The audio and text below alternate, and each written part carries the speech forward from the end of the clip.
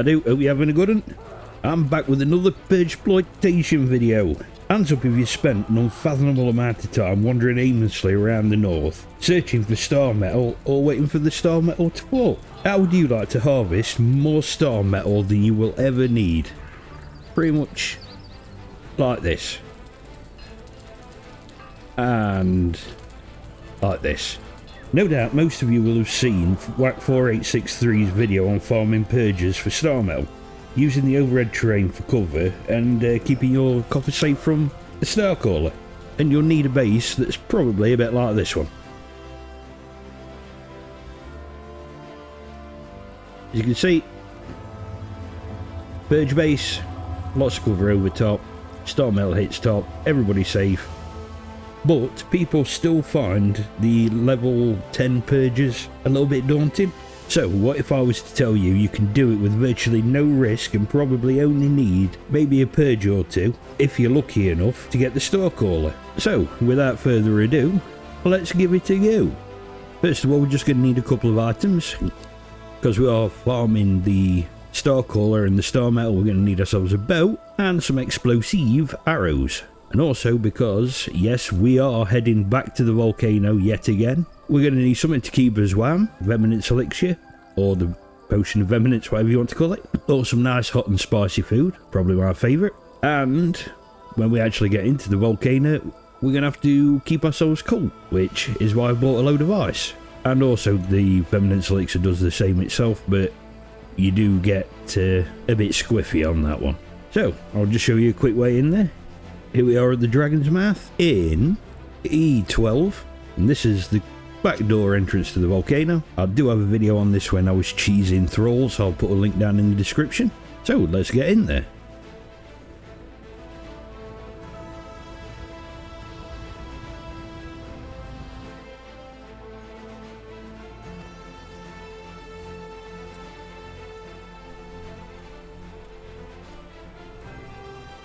And now we're in the volcano proper, and we want to be heading to this spot here, which I've marked out as Cop, just next to the Well of Skelos. There we go, extremely hot.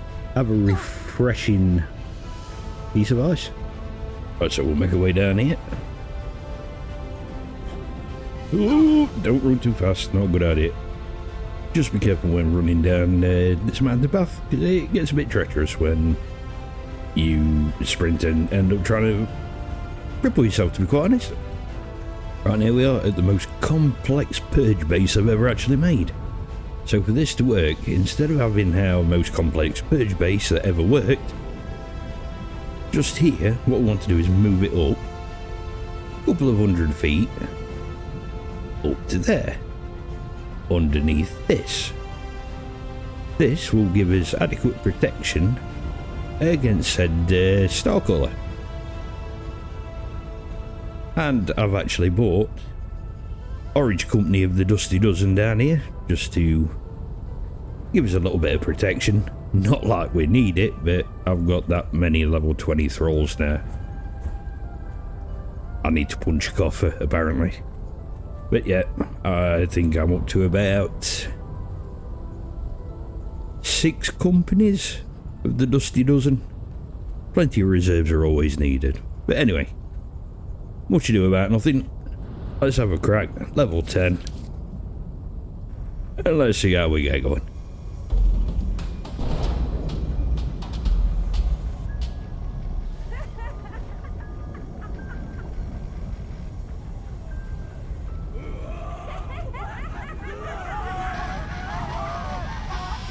Oh. And even golems can't survive this.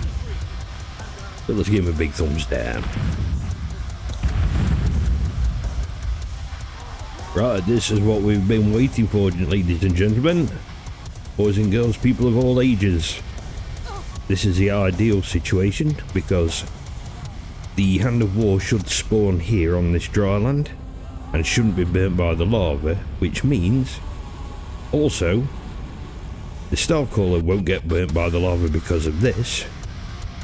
And we can push the Purge right to its extreme limits until it actually fails while being completely bombarded by the Starcaller basically just taking the absolute mick. So let's get back to base and have a laugh. Right, so here we go. Look at the destruction falling upon us, which isn't as impressive as I was hoping for, but we'll just stand here for a bit. And if I just nip back and have a quick look at the Hand of War, old Laddo should be right as rain. Not burning to death. There we go. Beautiful. No mark on him, so this can carry on going for God knows how long. This is a case of like when the planets align and sacrifices have been made. Ooh, that were a close one, but no cigar, I suppose, though. And eventually the Purge will fail, but the Starmetal will remain. I'll bring you back when the Purge actually does fail, and then we'll go from there. So, I'll see you in a couple. Yeah, keep on chucking that shitload up. The longer you go, the richer we are. Ooh, they broke a stair. Bastards. Bugger. Well, they're a bit of shit luck, wasn't it? But yeah, it carries on going and going. It's like the Duracell bunny. As it appears, I've been stood here for about 10 minutes now, and the Purge seems to have no inkling of actually failing, so I'm just going to go over to the Hand of War, give him a bit of a slap, show him the error of his ways, and I'll bring you back then, because this has surprised me, to be quite honest. And ouch, that hurt. See you in a minute. Right, well, quite honestly, that's the first time that's ever happened to me, that the Purge hasn't failed while being bombarded. Probably the longest Stormcaller strike I've ever seen. But anyway, this is what we need to do. Right, we need to grab a boat with the explosive arrows. And I'm pretty sure you all know what's going off now. Explosive arrows. I'm actually running the Beast of Burden at the moment. Unless I quick look, we've got the final hit harvesting grabs twice as much resources. That's the efficient harvest, and the Beast of Burden because, yeah, to be quite honest, we're going to need it, and the grit for the extra stamina, because any of those little nodules hidden away on the side of the mountain just makes it a bit easier for us. Right, let's get on with it.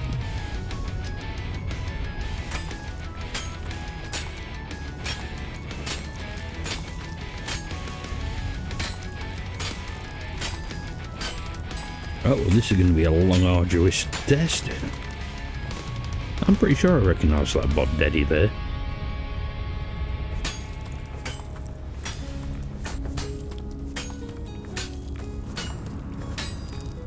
Jesus Christ, how much? Like I was saying, that was the ultimate ideal Starcaller, where the Hand of War was. Just perfect. Probably could have kept going all day, but that is the first time I've had it do that. Normally it cancels out, going, no, we can't do it anymore, but hey ho, there you go. A big W for us, I suppose. Right, so whatever just basically just landed on our doorstep in numbers.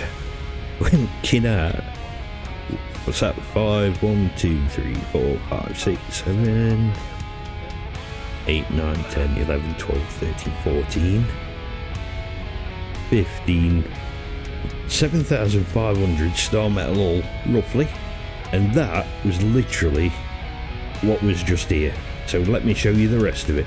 So if we come around here and head up here, things just get even dafter. All the way around here.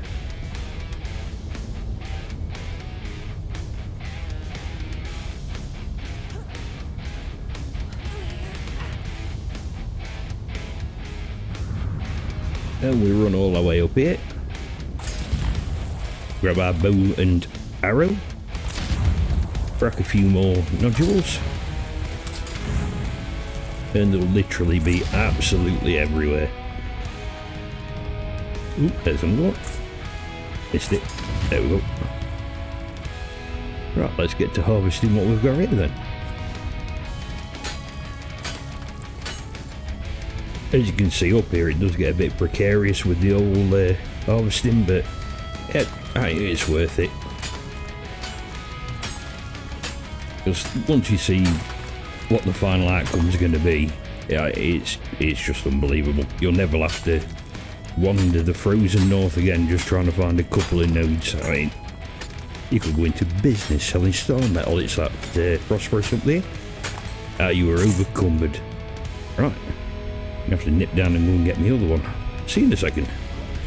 Right, well, the fresh one I had hasn't got a picture on it. But end of the day, I don't think that really matters with the amount we're farming now. It's things like this that make it a bit precarious, where you've got to stand on top of them.